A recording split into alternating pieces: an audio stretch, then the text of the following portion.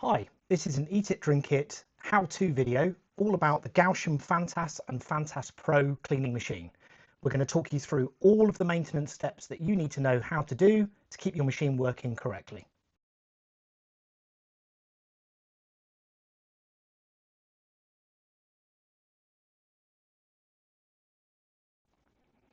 Hi there.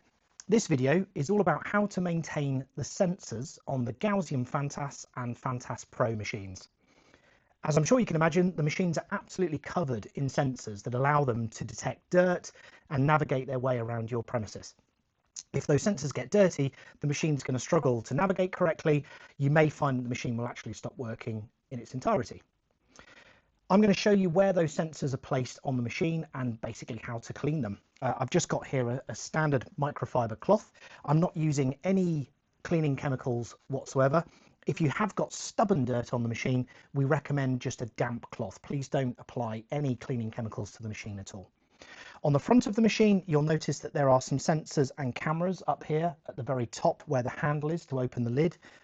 These need to be cleaned. We also have sensors on the front here as well, and again, these need to be wiped clean of any debris.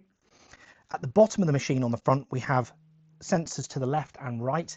These also must be maintained and clear. If we rotate the machine to look at the left-hand side, as we're looking at the front, we'll notice we have some sensors here which are for the edge cleaning. And again, if you're finding that your machine is not getting to the edge of walls and doors and frames properly, it could be that these sensors need a clean. Lastly, we have sensors on the rear of the machine as well.